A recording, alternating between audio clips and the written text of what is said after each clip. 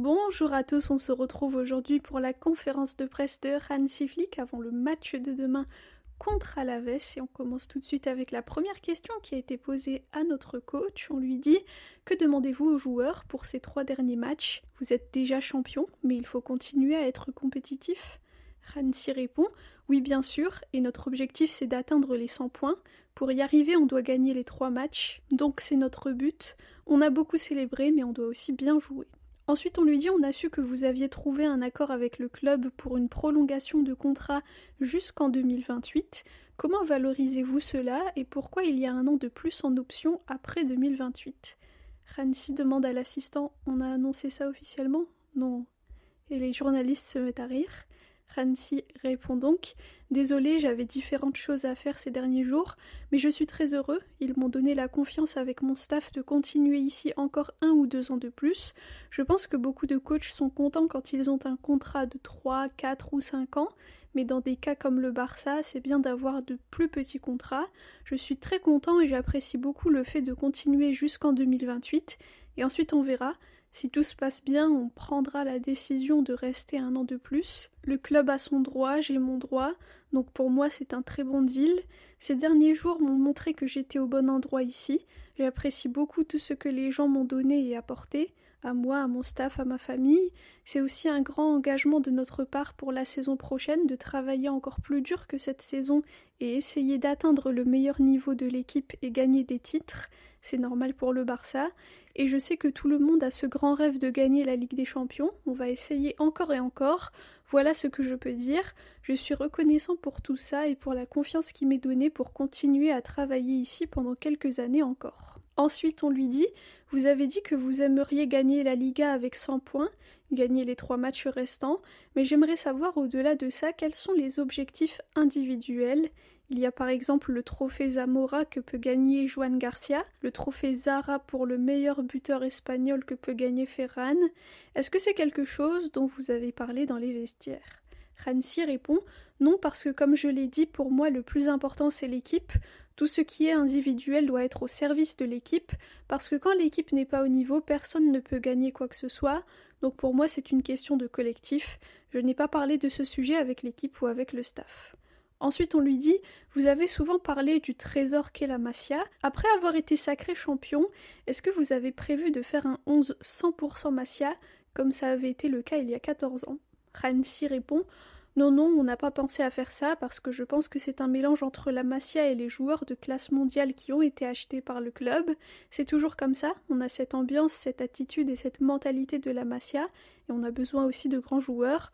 On a ce mélange en ce moment. Ensuite, on lui dit: les contrats de Lewandowski et Rashford arrivent à leur fin. Est-ce que vous aimeriez les avoir avec vous la saison prochaine? Hansi répond: je l'ai déjà dit, à la fin de la saison, on analysera tout et on verra ce qu'il se passera. J'apprécie beaucoup Marcus, il nous a beaucoup apporté, il a de bonnes stats. Je suis très reconnaissant pour ça et j'apprécie cela. Et concernant Robert, qu'est-ce que je peux dire? À chaque fois que j'ai gagné un titre en club, c'était avec lui. Je l'apprécie beaucoup et je suis très fière d'être le coach d'un joueur si incroyable. C'est comme ça, mais on doit analyser les choses pour voir ce qu'il se passera pour la saison prochaine. Ensuite, on lui dit: après le match nul à Vallecas en début de saison, vous aviez dit que l'ego tue le succès parce que vous aviez vu des choses qui ne vous plaisaient pas à ce moment-là. On voit bien l'exemple du Real Madrid ces derniers temps.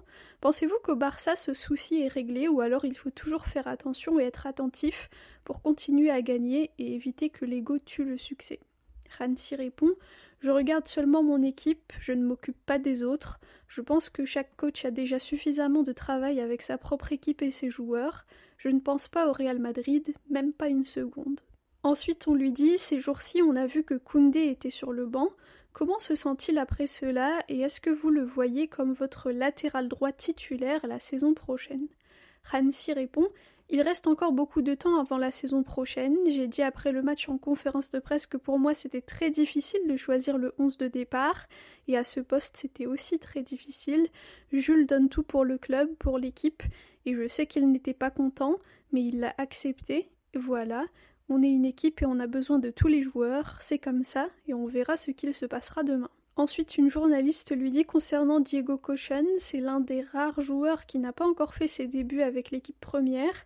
Est-ce que maintenant que la Liga est gagnée, il pourra avoir des minutes? Hansi répond non. Je le respecte, il donne tout, on a des gardiens fantastiques, mais au final c'est comme ça. C'est clair que Juan est le numéro 1, Tech est le numéro 2, donc le prochain c'est Tech si jamais on décide de changer quelque chose. Ensuite on lui dit, la Liga est gagnée, donc on peut parler un peu de mercato. Est-ce que Hansi Flick a une idée claire du poste prioritaire à renforcer cet été? Hansi répond, bien sûr, et pas moi uniquement. Avec Deco et son équipe, on a beaucoup discuté lors de ces dernières semaines, ces derniers mois, sur tout ce qu'on peut faire, mais on n'a pas encore terminé de tout aborder. Ensuite, on lui dit concernant Baldé, il était titulaire indiscutable la saison dernière. Cette deuxième partie de saison, on voit que c'est Cancelo qui est installé à sa place. Est-ce que vous lui avez parlé, vu que son rôle a changé depuis la saison dernière? Hansi répond bien sûr, je lui ai parlé, il est revenu de blessure et entre-temps beaucoup de choses ont changé parce que Joao a joué de manière fantastique, il a fait de superbes performances lors des matchs joués, il nous a apporté beaucoup plus d'options sur le plan offensif. Je pense que quand je vois Baldé la saison dernière et cette saison, il s'est beaucoup amélioré, il a fait un pas en avant, mais je pense que maintenant, et c'est ce que je lui ai dit, il doit passer à l'étape supérieure. Voilà ce que j'attends de lui. Ensuite, on lui dit concernant la parade d'hier, qu'est-ce que ça signifie pour vous, surtout dans un moment si difficile, et que pensez-vous de certains joueurs comme Lamine qui a montré son engagement politique en montrant le drapeau de la Palestine? Hansi répond, ça normalement je n'aime pas, je lui ai parlé, je lui ai dit, s'il veut faire ça c'est sa décision, il est suffisamment grand, il a 18 ans, mais on joue au football, on peut voir que c'est ce que les gens attendent de nous. Quand je voyais les gens dans la rue, ils étaient émus et avec beaucoup d'émotion. Ils étaient très heureux qu'on ait gagné ce titre, le deuxième consécutif. Et c'est pour ça qu'on est ici. On joue au football pour rendre les gens heureux. C'est ça la première chose à faire. Je suis fière de ça, des joueurs, parce qu'ils ont fait une saison fantastique. On n'a pas eu une saison facile parce qu'il y a eu beaucoup de blessures, des joueurs clés qui n'étaient pas toujours disponibles. Lamine était souvent out, Rafinha aussi, donc c'est comme ça. Pedri, Frenkie aussi. C'est super la saison qu'on a pu faire, je l'ai dit lors de la précédente conférence de presse, on s'est beaucoup amélioré ces 2 derniers mois et c'est super, et c'est aussi la clé et la raison pour laquelle on a remporté ce titre face au Real Madrid, parce qu'on a joué à un niveau incroyable, pas seulement sur le plan offensif, mais aussi sur le plan défensif. Je pense que c'était super à voir parce qu'actuellement on est l'équipe qui a le moins encaissé et personne ne s'attendait à ça en milieu de saison. Et enfin la dernière question, on lui dit le grand objectif à atteindre est de gagner la Ligue des Champions. Il y a quelques semaines vous aviez dit qu'il manquait un peu de leader dans l'équipe. Est-ce qu'en cette fin de saison vous avez trouvé un leader dans le vestiaire qui pourrait aider à atteindre cet objectif? Si oui, qui est-ce? Sinon, il faudra l'acheter lors du mercato?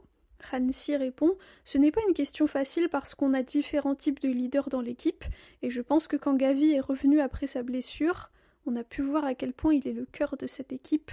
À chaque fois qu'il est à l'entraînement, le niveau et la qualité augmentent, ça influence tous les joueurs, c'est un type de leader. Pedri aussi est un leader avec le ballon, Eric peut être un leader, et bien sûr il y a les capitaines, Frenkie, Ronald, Rafa, Gérard, ce sont aussi des leaders. Pour moi, c'est plus une question de communication sur le terrain, avec le joueur qui est à côté. Il faut se sentir responsable du poste et voir ce qui se passe à droite et à gauche et devant. Si on communique bien et qu'on a aussi cette communication sur le terrain comme on l'a dans les vestiaires, ça rendrait les choses plus faciles pour tout le monde, pour toute l'équipe, parce que parfois c'est juste une question d'1 mètre ou 2 de décalage vers la gauche ou la droite, ou le but, ou en attaque ou au pressing. C'est crucial si tu veux atteindre le plus haut niveau. Je pense qu'on est sur le bon chemin et on doit améliorer ça pour la saison prochaine, on le fera. Et avant de quitter la salle, Hansi s'est adressé aux journalistes, il leur a dit « Je voulais juste dire qu'hier, vous avez fait un travail incroyable, j'ai vu beaucoup d'entre vous marcher à côté du bus, je ne sais pas combien de kilomètres il y a, mais aujourd'hui vous êtes ici, vous riez, vous êtes dans une forme physique fantastique, hein ?» Et l'un des journalistes lui a dit que ça faisait presque je sais pas combien de kilomètres, j'ai pas pu entendre. Et Hansi a répondu « Ah bah peut-être que la prochaine fois je marcherai avec vous. » Et tout le monde s'est mis à rire, et Hansi aussi évidemment, et il a dit merci, et les journalistes l'ont applaudi. Voilà pour la conférence de presse de Hansi Flick avant le match de demain contre Alavés à l'extérieur. Donc Alavés est actuellement 18e du classement, donc bon, c'est pas non plus une équipe très difficile, je pense, mais je pense qu'ils vont tout donner pour essayer d'échapper à la relégation. Donc bon, si on veut atteindre les 100 points, ce qui est un bel objectif, eh bien je pense qu'il faudra être concentré et sérieux. Et j'imagine qu'on verra des joueurs qui n'ont généralement pas beaucoup de temps de jeu titulaires demain, comme Rooney Bardi par exemple et Casado. Moi j'ai vraiment envie de voir Casado parce que c'est un joueur que j'apprécie beaucoup et je suis un petit peu triste pour lui, j'espère qu'il va pas partir, mais bon, d'un côté ça serait compréhensible qu'il parte vu le faible temps de jeu qu'il a, mais bon, j'espère qu'au moins il va avoir des minutes sur ces 3 derniers matchs. Concernant le pronostic, je pense qu'on va gagner 3-1. Normalement, c'est à notre portée, même si l'équipe a fait la fête hier, etc. et qu'ils sont plutôt détendus, je pense qu'on va quand même gagner. Dites-moi vous, quel est votre pronostic?